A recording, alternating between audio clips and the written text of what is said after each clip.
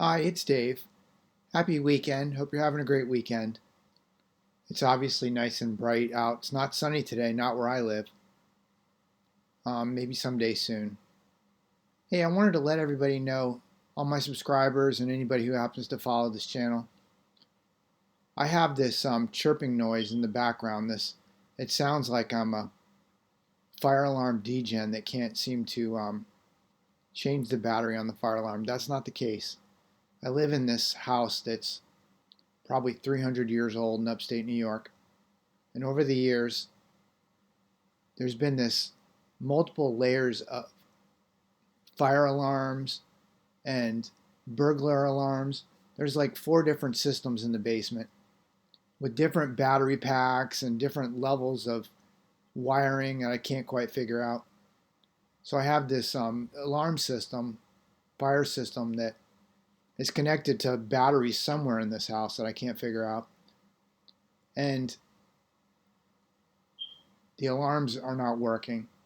So when Time Warner sold their alarm stuff to whatever company they sold it to, they would only come out and disconnect this or fix this if I was a subscriber.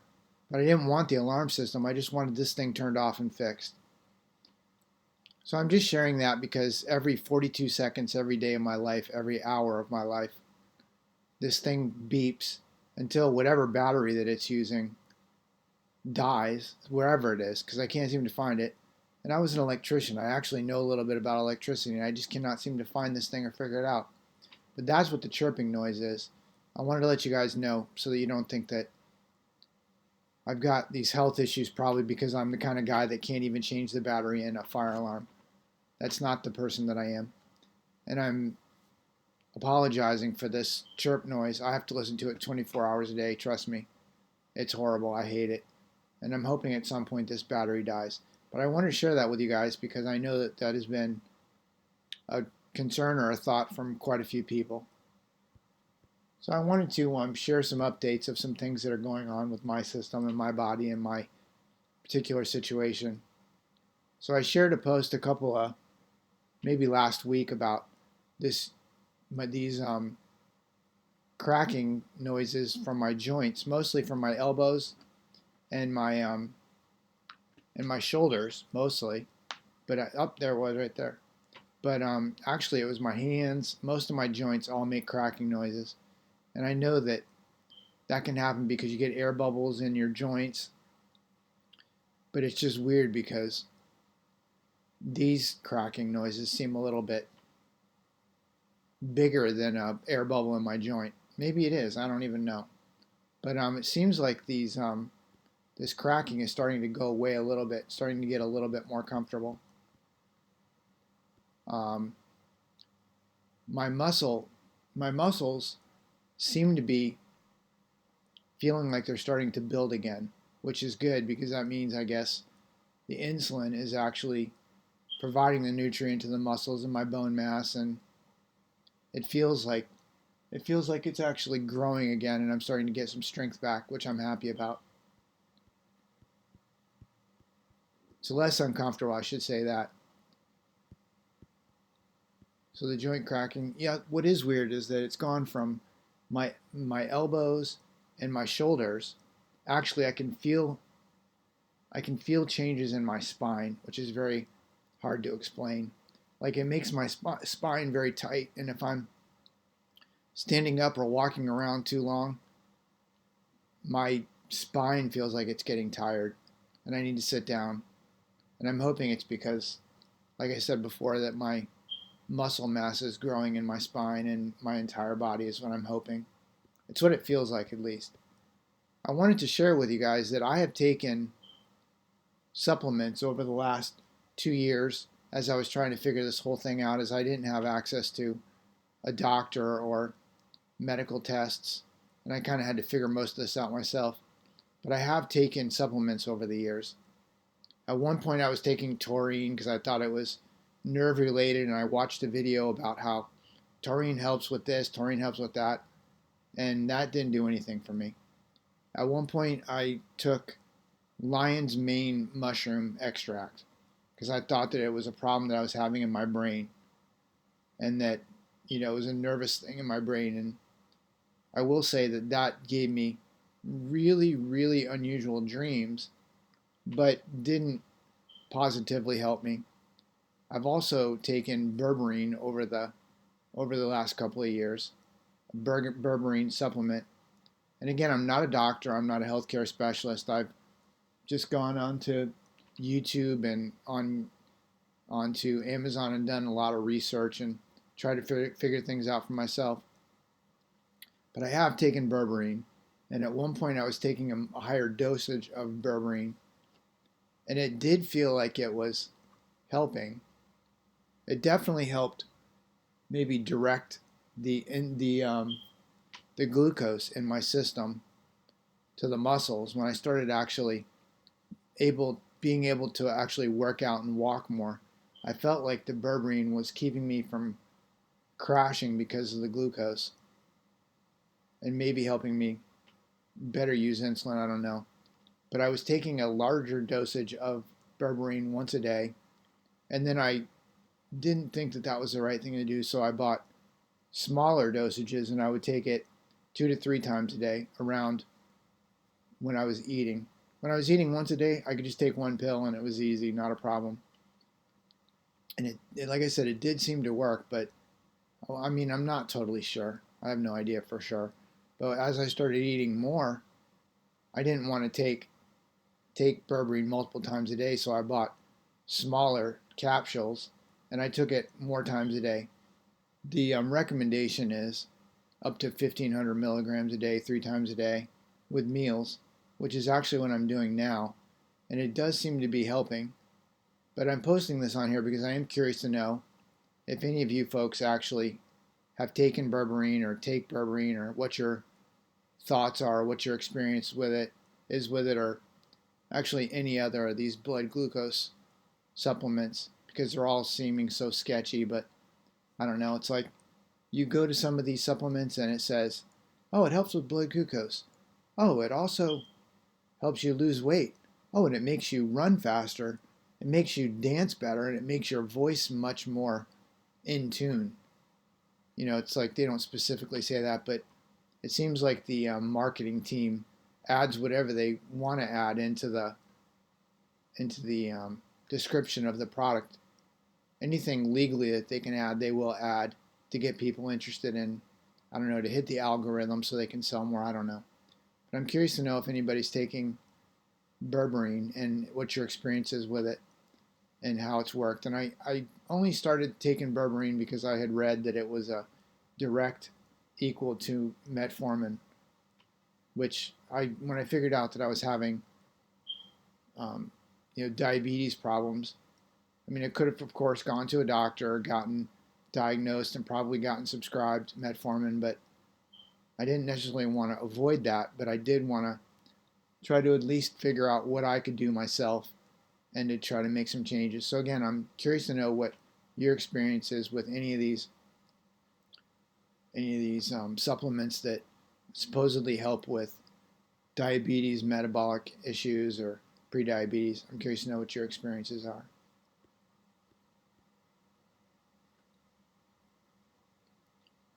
So I'm now definitely eating more than once a day. I'm hungry in the morning, and I am hungry again later in the day. I have to eat more than once. I can't eat once a day. So I'm kind of excited about that, because there was a long time when I just wasn't hungry at all, ever. I just wasn't hungry. I didn't have to eat. And, maybe it was some of the supplements, I don't know, but I don't think that's what it was, because I would still eat. I would eat at 5 o'clock. It's, time to eat. But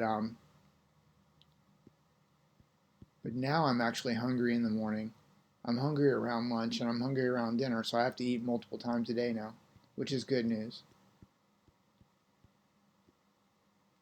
It's definitely easier for me to get around the house now.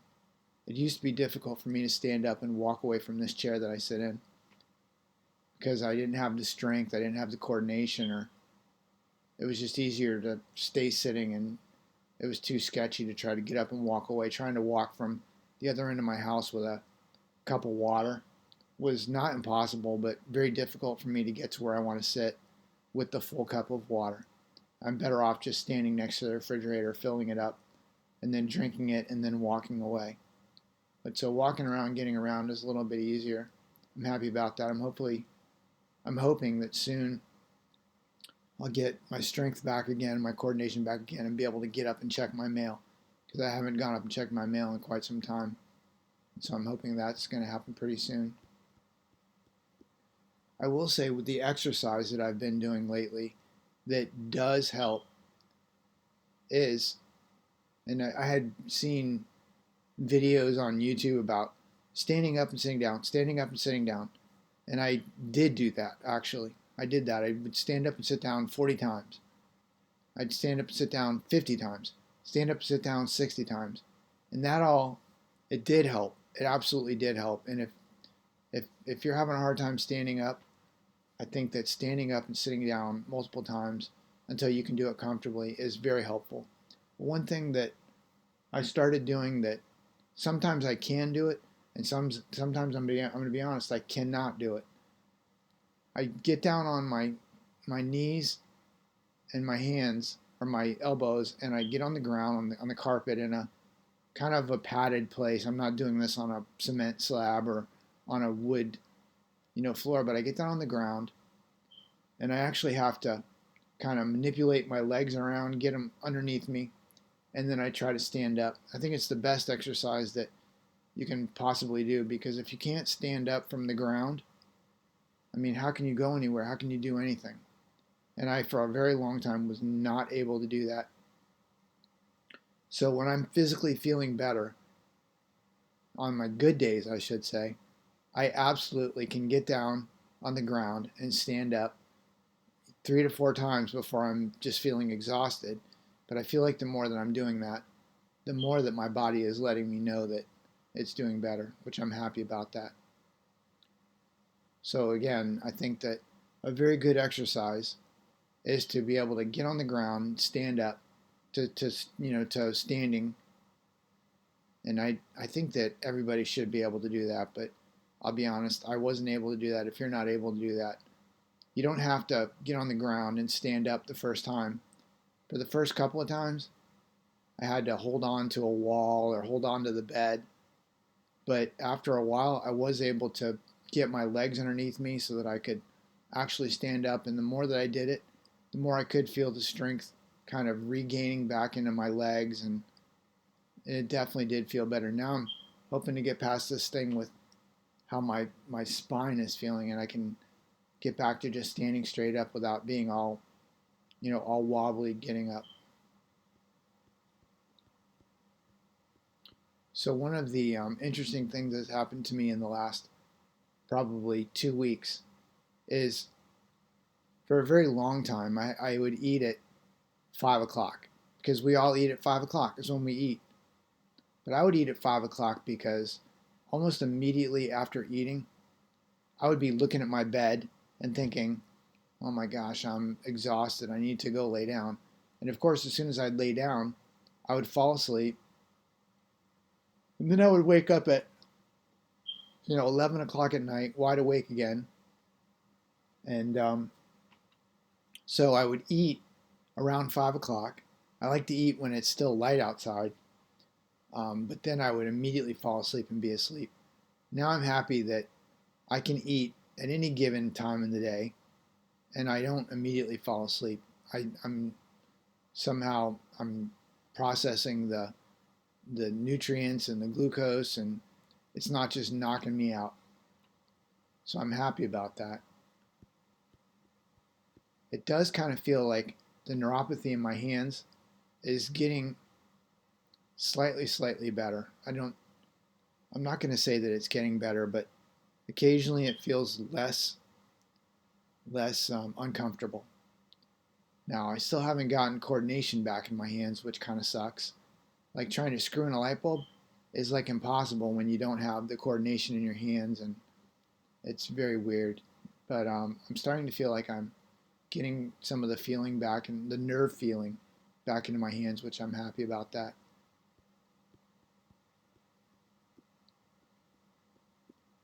So one of the things that I've added back into my diet a little bit is a tiny little bit of sugar, and it's not like I'm eating just sugar, but I am eating like a snack, a treat. If I eat a treat, and I don't eat as much as I would used to, I would eat a very little bit, but I can actually add in a tiny bit of sugar, and it doesn't make me feel like I'm going to have a panic attack, which I would have never known what a panic attack felt like before. But I will say that I've had panic attacks in the past. I used to lay in bed when it was raining outside, and I would be thinking about this barn that I had on my property. The roof used to leak, and I would just lay in bed all night long with some kind of a panic or anxiety or something about the damage that was happening to this barn that I couldn't fix because I couldn't afford it. It caused me some kind of weird anxiety and panic. And then, and then, like, I live in a place where it's pretty cold and pretty snowy, and I think if I had eaten the wrong thing and there was some kind of like snowstorm or weather coming in, I would have major anxiety. And that was, I didn't know what it was then until I literally took the sugar completely out of my system, and then it just went away. I didn't have any problems with it anymore. But now I add a little tiny bit of sugar back, like a little treat, and then I don't immediately have like this weird thing of anxiety. Like bills I think causes everybody anxiety and panic. But for me it's very difficult.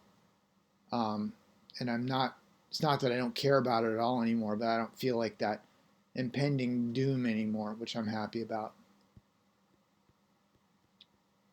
So I am able to enjoy a little treat and not feel like I'm getting ready to wreck my next 2 days because of panic and anxiety. And I never, like I said, I never knew what panic or anxiety even was or felt like. I feel like in the past, I used to drink a lot of alcohol, and I wouldn't have felt the panic or anxiety anyways because I would just be drinking. I would just drink more, and it would make it go away. So now I don't drink at all. I haven't drank alcohol in 2 years, 3 years, but I'm not getting the anxiety or the panic from the sugar at all, and of course I'm not having any of the alcohol.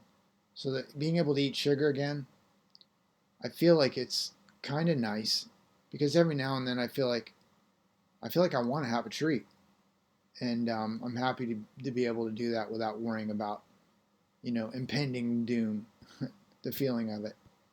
So that's good news.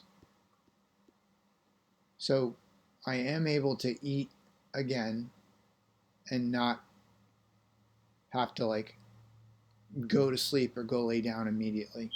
I mean, I can think back over a period of probably 5 years where I would go out to eat, and as soon as I got home, it wasn't like I was ready to go to bed, but I would sit out in my chair out in the living room, especially under the sunshine, which felt good on because I have a not a skylight, but skylight, I guess, above where I would usually sit, and I would have a belly full of food, and I would be sitting in my chair, kicked back, in the sunshine, and I would literally just pass out, like full snore pass out.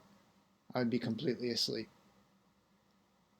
So it's nice now that I can actually eat at 3 o'clock or 4 o'clock or 5 o'clock, and I'm awake doing stuff, and I'm not like eyeballing my bed, ready to go to bed. And I can actually go to bed at a normal time, which that's good news. I think that's a positive cycle that I'm going through. I haven't had any problems with this dawn phenomenon thing anymore. Like for the most part, I'm able to go to the bathroom before I go to sleep, and then I'm not waking up 5 times, or I'm not waking up at 3 o'clock in the morning trying to pee out the sugars that my body does to get me started for the day. So I'm happy about that whole dawn phenomenon thing kind of like going away for the most part. That kind of makes my rest over the night a little bit better, I think. So I'm happy about that. So one of the things that was weird about this whole diabetes thing, especially when I figured out that I was having metabolic issues, is my eyesight. Like I definitely have retinopathy. It makes my eyesight better or worse. Like if I eat the wrong stuff, my eyesight gets worse. It's almost like having a prescription in my glasses that are not correct. And it's night and day. It's like if I eat a big old, I don't even know what I would eat. If I eat like a thing with a lot of sugar, or I eat a, maybe even sometimes if I eat too much beef, my eyesight gets very, like, the prescription doesn't seem correct. It's like trying to read on the computer. Reading the text on computers is difficult. Seeing my I keep my phone over on a desk area over here, trying to read the text on the phone, and it's it's a little bit more than an arm's length away, is difficult. So it feels like my eyesight is getting a little bit better. And I will say that at one point I was pretty dehydrated, and it made my eyesight even worse. So now that I'm making it a point to drink more water and being hydrated, that's making my eyesight a little bit better. And I do kind of feel like the retinopathy in my body seems to be resolving a little bit. So maybe it's reversing. I don't know what it takes to rebuild all the nerves in my system that attach, my eyes to whatever it needs to be attached to, but I don't know how long that'll take, but it feels like it's starting to resolve a tiny, tiny bit. I'm still having to like seriously stretch because I do feel like especially the large muscle groups in my body are bulking up, and I have to stretch like not once a day, not once every couple of days. I mean, sometimes I'm stretching 3 to 10 times a day, and I mean, I feel like that's a good thing. I mean, I can feel the tension in my muscle groups, especially in my calves, my thighs, in my hands and my arms, definitely, even in my shoulders a little bit. I can feel the tension sort of like building up, and then when I get down and stretch, I do get it does resolve itself a little bit. It does feel a little bit more relief, but it doesn't feel like great. It just feels like it takes some of the tension away from the muscles that are like, it's like if you take a rubber band and you pull it really, really tight. That's what my muscle groups feel like. And then if you were to stretch it out, and then it's much easier to move. Like sometimes I'll just bend my arm out and I can hear all the snapping. And then as soon as I stretch it out, it feels better. Like I don't know exactly how to explain it, but there's a tension in my muscles that the stretching definitely does help with. One of the things that was weird is I was having a problem regulating my body temperature. And I don't know what this is from or even how to explain it, but like I would be in my bedroom. I sit next to a heater because, again, I live in the Northeast. It's friggin' cold. Today I'm not wearing a hat though, so it's a little bit easier. Um, but regulating my body temperature is weird because I can sit next to the heater and I'm comfortable. I can go to bed and I have like 30 pounds of blankets on my bed, and it should be comfortable underneath because I have, like I said, Sherpa blankets. I have different blankets where my body just gets cold. My feet, my hands get very cold. And then it's weird because depending on what I've eaten, my body will like flash heat. My hands will be all of a sudden very, very hot, or my feet will be very, very hot. But the last couple of, like, let's say last couple of weeks, it's, of course, like I said, been very cold outside, or more cold outside than it is inside. But I go to bed and I'm freezing cold, even under all these blankets. And at one point throughout the night, somehow my body does regulate the temperature, but it's pretty uncomfortable getting to that point, and I'm happy when that happens because then I can finally like go to sleep and not not have to worry about feeling like I'm freezing all night. So I've done a little bit more research on diet, on the actual diet. And I gotta say, this is like one of the most confusing and difficult things with this whole situation that I'm in, because you can watch 10 videos from pretty highly reputable people that eating only meat is all that you need to eat, and it's all you need. And I do agree that with that. And in a particular case, if you're trying to change your A1C and you're trying to lower your A1C, I do feel like eating meat, eating carnivore is the right thing to do. But I'm not totally sure that's the right thing for everybody. And I feel like for me, I do eat ketovore. I eat vegetables. I just don't really have a particular amount of vegetables. I just eat some vegetables when I feel like eating vegetables. So for a very long time, I was eating ketovore, which would have been probably 90% meat, 90% beef, 10% vegetables, maybe a little bit more. But I'm feeling like I have to add more fiber into my diet for whatever reason. I'm not exactly sure why. Probably just to slow down the absorption of the glucose from the meat that I eat and whatever vegetables or whatever I eat. So I'm actually changing my diet to 50, 40, and 10. And that's basically beef, vegetables, and I'm adding some carbs back into my diet. Because what's weird about the carbs is like I think that I feel like the snapping in my bones and some of the discomfort in my body is when I've added either carbs or sugar. Like if I have like a higher carb anything, if I eat a bunch of apples, it like it's too many carbs, and I definitely don't. I'm not planning on doing that, but I need to add some carbs back into my system. And again, this is I think because of these. I'm starting to not learn anything, but I'm starting to watch more about adding carbs and adding, obviously more fats and reducing some of the beef. Again, there's some people that will say carnivore is the only way to go, and that might be the case. But for my particular situation, I don't know that carnivore is really the best way to go. So over the next couple of weeks, I'm, like I said, changing my diet to add more fiber, add a little bit more carbs, and hopefully I'll be able to continue gaining weight, because it's my goal to get to at least 130 pounds in the next year. I think in the year I should be comfortable with 130 pounds. Now again, I'm 6 foot, so 130 pounds is actually still probably pretty light.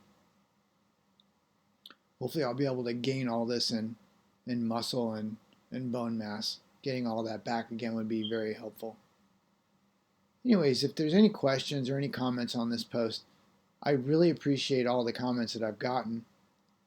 It's very helpful that there is other advice and other thoughts out there besides what I've read and what I see and what I watch on YouTube. Again, I don't have a healthcare specialist that I trust to be able to help me through this whole thing, and I'm having to figure most of this out myself, and I'm okay with that. I'm actually kind of happy to share anything that I learn, because what I'm sharing is not what I think or what people say, or it's not my medical background saying that I need to say this. It's my experience. So if it works for me, it may work for you, and I'm happy to share it. But yeah, I've watched more videos on these people saying, don't eat beef at all, only eat plant-based. And I'm not against it. I like vegetables. I just don't know that eating all plants is the right thing to do. But I'm starting to think that eating mostly meat isn't the right thing to do either. So I'm trying to balance out my diet a little bit more. And, in the next probably 2 weeks, I'll probably be able to feel a difference, and I'll share it here. If you're interested in hearing how that resolves, do me a favor, give me a thumbs up and subscribe to my channel. I'll be sharing all this here. I hope this has been interesting and maybe helpful, and maybe giving you something to do for a little bit of time. I do appreciate all of the likes and the subscriptions. And again, like I said, I appreciate the comments. I'm thankful for the comments. I'm hopefully going to help somebody. Hopefully, I'm going to help myself, but hopefully, I'll be able to help somebody else avoid this nightmare that I've had to go through and pretty much continually go through. It's so difficult. It's not even believable how difficult it is. Anyways, I hope you have a great day. Hope you're having a great weekend. And I hope this has been an interesting post. Have a good day. Bye-bye.